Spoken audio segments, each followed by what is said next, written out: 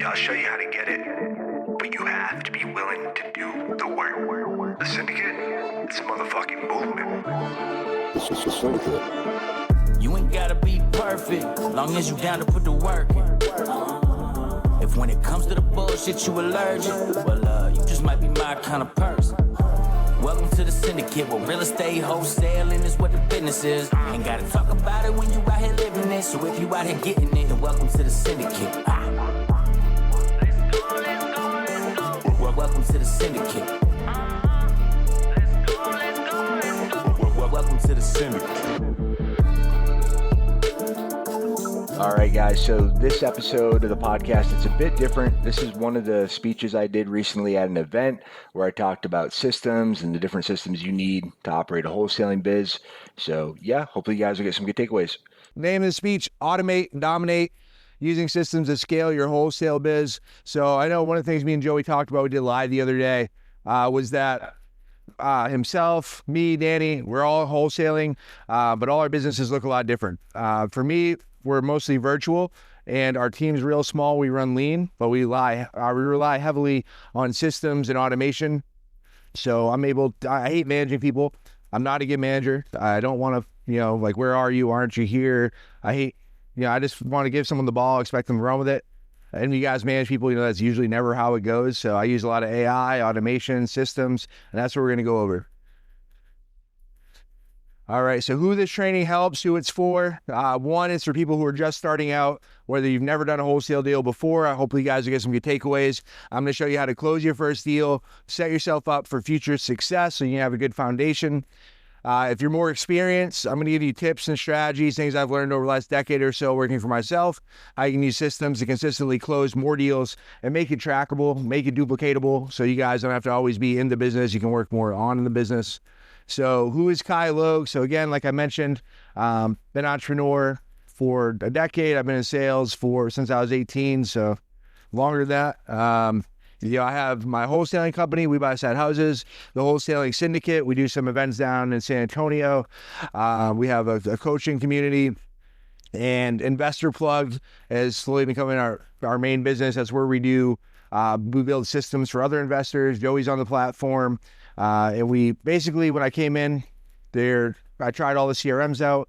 None of them did what I wanted them to. So I ended up building my own, and it's pretty badass. And yeah, it's great. I mean, I work with my wife. She's my best friend, my partner. We live down in Texas, on our property. And it's crazy growing up. I never believed I'm at where I'm at now. Like you said, it wasn't always this way. So by the time I was 15, I had multiple suicide attempts. I was in group homes, juvie. I was homeless, selling drugs, literally doing whatever I could just to survive. So I had this real strong scarcity mindset I had to get over.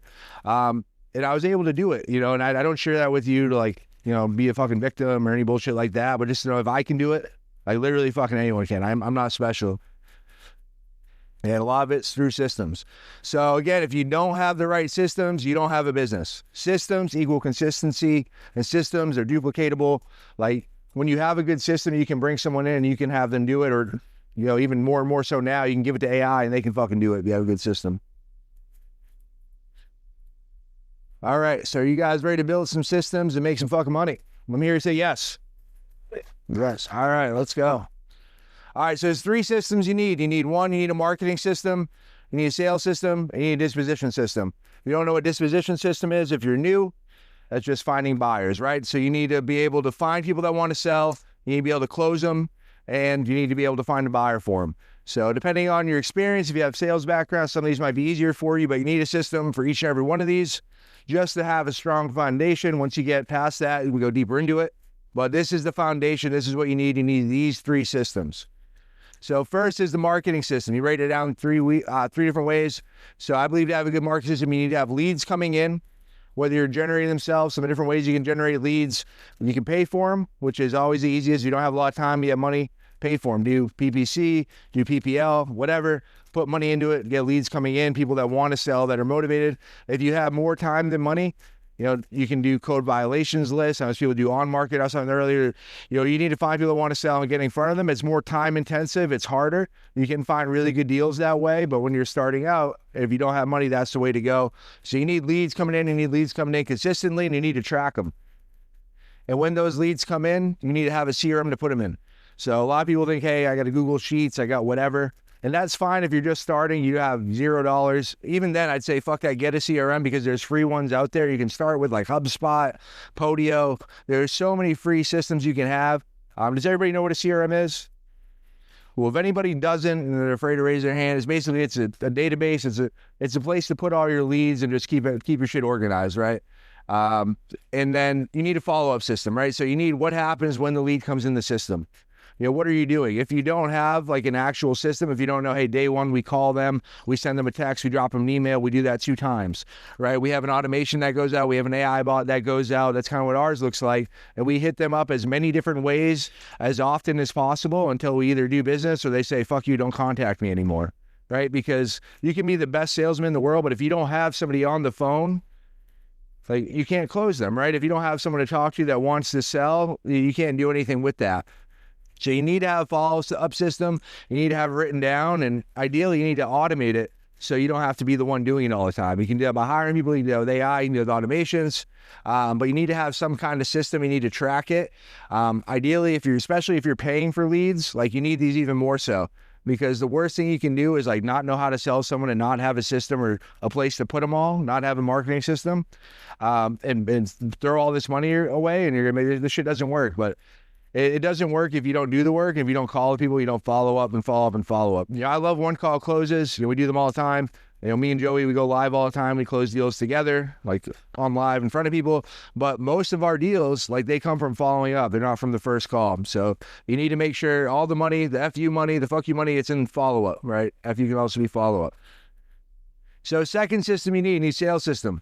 Again, you need something consistency, scripts, always be improving. So I'm a huge proponent of scripts. If you don't have scripts, like, what are you doing? Everybody's just guessing, everyone's just going. And, the biggest reasons people say they don't like scripts is they say it makes you sound like a robot, or, it doesn't sound like me, or it's not me. Well, it's because you haven't practiced it enough, right? To me, a script's not something that you got to sound verbatim and sound robotic. It's you as a CEO, as a business owner, as the main guy. Like, what is your perfect sale like? Write that shit down so the next guy can follow that, right? If you just have something like the sales process only works for you, then, like, what are you going to do? You have to be that guy. You'll never be out of the business. It's always going to be you. So make something that works and that's duplicatable. And now, like, when you talk to someone, you have one of your reps or you have whoever, you can go over and say, hey, did you follow the script, right? Like, you can go over, you can listen to the recordings with them. I'm huge on having recordings to listen with the sales reps too. Like, go through it with them. Like, did you follow the system? And then always be improving. Our scripts are adapting. They're always improving, and we're consistent. We do the same script every fucking time with the same person. Now, some people, like, one seller, you deal with them like this, deal with that. Obviously, there's a little minutia, different things you'll do, but I want to have the same process. I want to have the same outline every time. So Dispo, again, you know how to find buyers, have the scripts for it. If you can't, JV.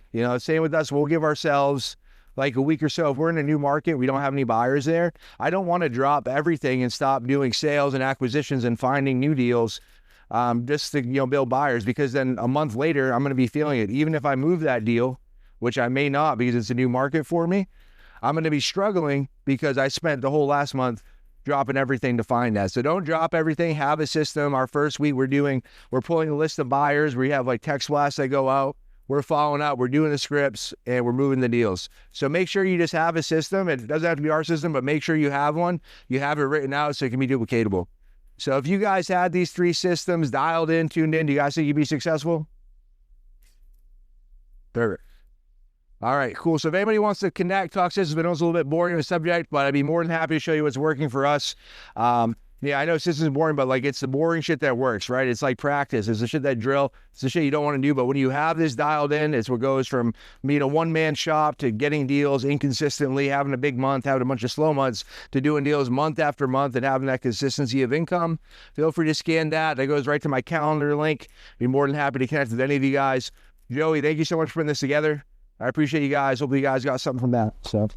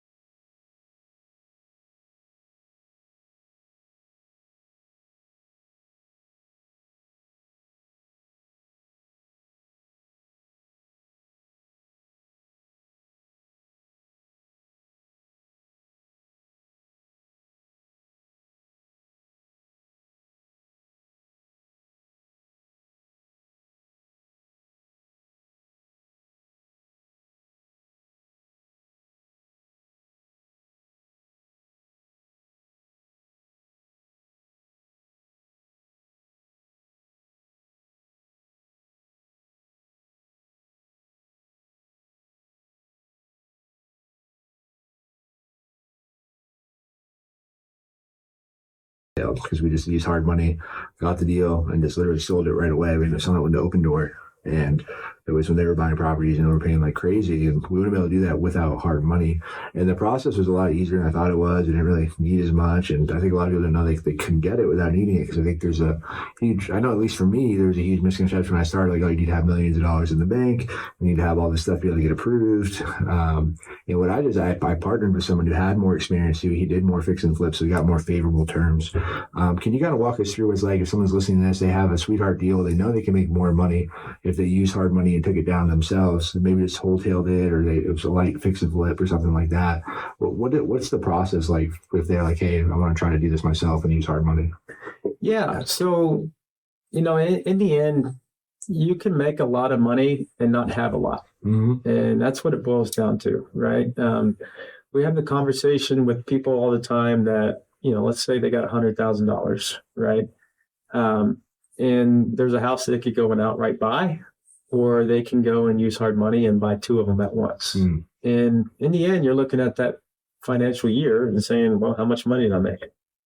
Well, yeah, you saved on paying interest by buying that property outright. But if you went and did two of them and you paid a little bit of interest and some of the fees and that associated with it, in the end, you're going to make more money. Right. And so that model exists today. And I think that's why people use hard money all the time, even when they do start building wealth. Mm-hmm.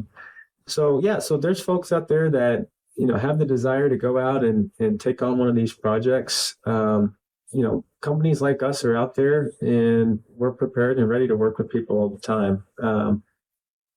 As far as what's needed, typically, we look at quite a few things, but it's not, it's something that you can put together really quickly. So we look at financials. Credit matters. It's not as important to us, but we do like to get a feel for what people's credit score is, mm-hmm. just because in a lot of cases, depending on what their exit strategy is, if you're trying to refinance it, turn it into a rental, but you have a 500 credit score, we'd much rather have that conversation on the front side that, hey, you're going to have a hard time getting some long-term financing. Right. But in the end, for us, we're looking at the asset itself, the evaluation of the property, and less concerned about the true credit of the borrower. Mm. The other things we kind of look at are the actual asset itself, right? So I would put this in an asset-based lending category. So in the end, the collateral in the eyes of the lender is the house itself. Right. So we want to focus on what's the house worth today, how much money are you putting into it, and then ultimately what's it going to be worth after. And so, the ARV is important, and we're also looking at it as, hey, this isn't the highest price that you could possibly sell that house for, right? It's something that, hey, you're going to try to move this in 30, 45 days once the house is completed. So what do you need to list it at to be able to sell it for that? Right. And so we're kind of looking at all that together and deciding, hey, is this a qualified deal? Is this a qualified borrower? Mm-hmm. That makes a lot of sense. So yeah, I think that's really it. That's why I love wholesaling. When you find the first part is find the deal. So if you have a really good deal, a lot more doors open up for you. So I know, obviously, as being hard money, you have to underwrite, look at a lot of different deals. What are some of the biggest mistakes people make, or when they underwrite the deals themselves, when they're trying to run comps and ARVs and their numbers are way out of whack? How do you look at a deal? How can people get better at looking at deals and come up with that 30, 45-day number as opposed to always going for that pie in the sky number? Yeah, really, I think the key is you get excited about a deal, you get excited about an area, and I think it's really easy to convince yourself that, oh, there's this much margin here, right? And once you mentally make up your mind to that, it's hard to go away from it, right? You look for reasons to justify. Yeah, so, and you also have to recognize the time frame, right? I mean, a few years ago, my goodness, that house will appreciate in 3 months, probably another 5%. So It's like, the true evaluation is less important. It was hard to fail. Mm-hmm. But if you're looking at something today, you are in a market environment we're seeing some corrections in certain areas. And so you have to look at that. You have to look at not only what if the house is sold for, but how long did it take to do it, right? What are the days on market? Mm. You got to look at more than just one variable on what was the house sold for. Right. Another thing I think people don't give enough credit to is location. Right. Are you on a busy street? Right. Is there commercial space across the street? Or is it tucked in a kind of a nice, quaint, neat neighborhood, right, where it's more desirable by more people? You want something to sell in 30, 45 days, you need multiple people to walk in there and see the vision and really want that house. Right. Right. And so I think you got to factor all that in. Little things like, we'll just convert the garage into another room, increase the square footage, and bam, the house is worth that much more. Well, you need to understand that area. Maybe that area commands people wanting a 2-car garage. Right. There's a lot of guys out there that don't want to buy a house that doesn't have a garage in it. That's first. All of a sudden, you thought you were doing well by adding all this extra square footage, but in the end, you lost a lot of your buyers, and now you're having to drop the price because you're ready to get out from under your loan. Right. For sure. I know when we were house shopping, I was like, oh my God, I could fit so much gym equipment in here and some mats and do whatever in the garage. And so Bree was looking at everything else. I was looking at the garages. So I think that's huge, just understanding what people are buying over there, what the market is. And yeah, I feel like, especially San Antonio is a great example of like, you can go over a couple blocks and it's like completely different. Like, they're, you can see a comp that's over there and just not knowing the area or talking to people who do. It's you could really mess up. Yeah, that's a common one too. Is your radius of comps is too big, right? And a lot of people don't necessarily drive the neighborhoods, and they don't go and actually see it. At a minimum, use tools. You have resources through Google Maps, right? You can virtually walk a lot of these streets and go and look at that street, look at the neighboring streets. Where's the park? Where are the schools nearby? You got to take into account all those factors, because just as something's within a half-mile radius, it could be a completely different market. San Antonio is a great example of it, right? Alamo Heights area, a highly desired school district. Mm-hmm. If you look at a house that's 1 block off from that school district, that could be $100,000 difference in what that house is worth. Yeah. And if you don't know that and you don't know to look that up, you could really lose money on a deal. I did that. Yeah. I lost money on a flip. Not knowing, learned the hard way. And it was, just wrong school district. Guess we're just right down a couple houses down the street. Yeah. But that's something that we focus on as a lender too. Mm-hmm. One thing that we really have done really since the beginning is we focus less on appraisers and true BPOs, mm-hmm. right? So we actually don't even get formal appraisals. Mm-hmm. We do all that work in-house. And the reason being is we feel like with our money at risk, we're going to look at that with a more conservative lens than a random appraiser that, is paid $500 to go out there and look at something. Right. We've seen it too many times that you have 3 appraisals done on a property and you have 3 different evaluations. Mm-hmm. And so, we take that in-house, we look at it. And another part of that is, the person you're communicating with in our company, we're the ones that are going to go back and forth with you on what's that house worth. And in the end, we want to make sure we're both in agreement that the house is worth this. So that way, when we get to it and it doesn't end up selling, well, at least we had multiple people that felt like, this was a conservative and a good evaluation of the property. Right. And we'll give honest, direct feedback. We'd much rather somebody pass on a deal than take one on and end up losing money on it. Yeah. Because we're in this for the long run. We want to do a lot of deals. Mm-hmm. We want to do a lot of deals. We have a really good track record of repeat clients, and we want to keep that going.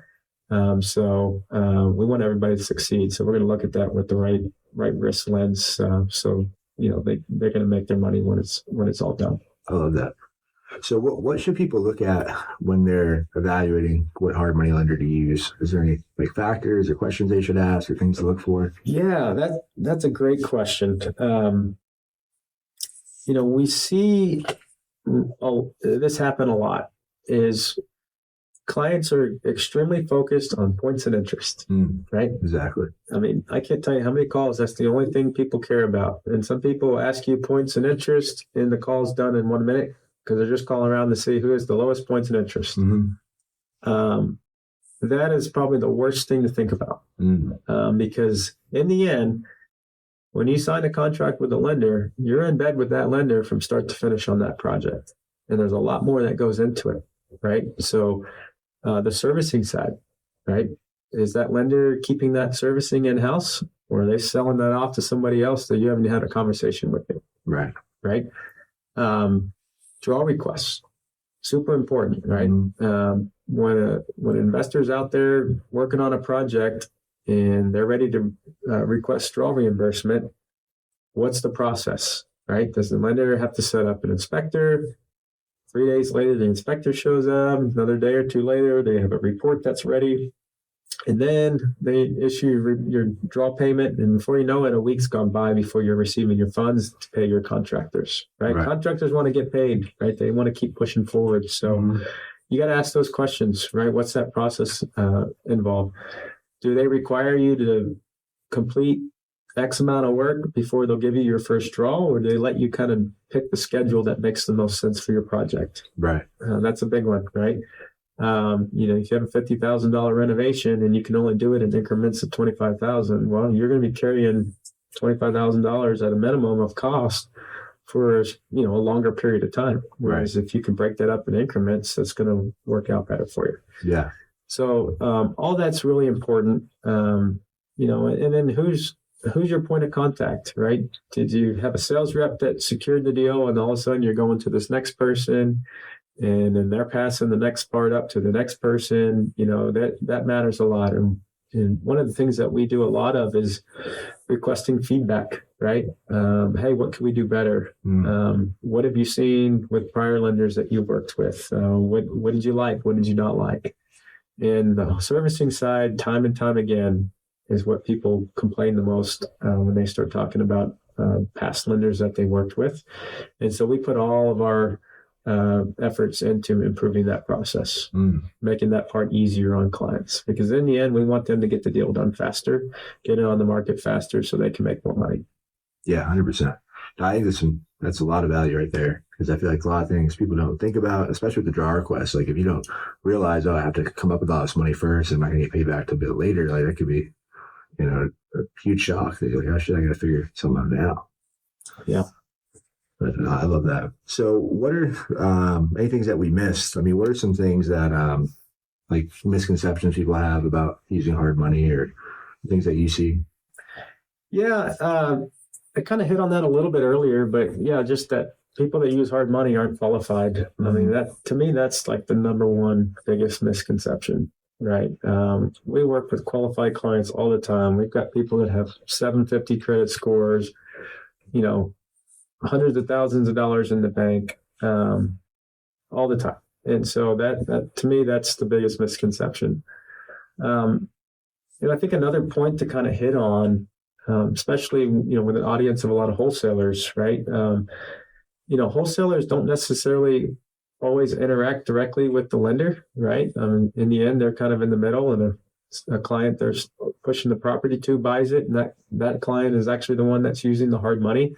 One of the things I would encourage all wholesalers is lock arms and build relationships with your local lenders, right? Because in the end, you're in a lot of cases reliant on some type of lender, unless you have cash buyers, to get that deal done, start to finish, right? Nothing's worse than having a deal chalked up on your board, ready to go. You're almost already counting your profits from it. And all of a sudden, the day before the expected closing, an appraisal comes back, and all of a sudden the house they're saying is worth $20,000 less. And then that client doesn't want to come out of pocket that extra money. And then the deal dies, right? So lock arms with a lender that you build a relationship with, that is going to go to bat for you and find a way to get that deal done, right? I think that's super important. There's a lot of back scratching. There's a lot of ways, in this entire circle of this business that people can help each other out. And we do that all the time. We constantly are working with some of the wholesalers in the markets that we're in, getting in front of their clients, educating clients, right? We work with new borrowers all the time, new investors. We're not afraid of that. And so that's just another way is your lender willing to work with new clients, right? If they are, there's a lot more people you can put on your list that you can market to and reach out to. Yeah, 100%. I think the biggest thing too, like if you don't, everyone's like, how do I find buyers? How do I find buyers? Like, well, who has the buyers? Like, who's already working with them? Like lenders and title companies. Like, that's a big one people miss. Like, if you already have those relationships and like, I have this deal in this area, who do you know? and they know you're someone who operates with integrity, like it's a lot easier, like having a referral or someone make that connection for you than just a cold call or send a text to someone like, hey, you're buying properties. Yeah, absolutely. But man, so what's the best way for people to connect with you or learn more about what you're doing and Crown Capital as well? Yeah, so you can go to our website. It's www.crowncapitalresources.com. We've got some information on there. Feel free to reach out to me. It's Jeremy, Jeremy, at crowncapitalresources.com. Reach out. I'm here to help. We educate all the time. We love working with people. We're here as a resource. You have clients looking for deals in Texas, looking for loans in Texas. Those are our markets. We know them pretty well. So we're here, happy to send out term sheets and look at any opportunity that's out there. I love it. Well, you definitely make sure you go connect with Jeremy. And thank you so much for coming on, man. I'm happy we were able to do this. Yeah, appreciate it. Thanks, Kyle.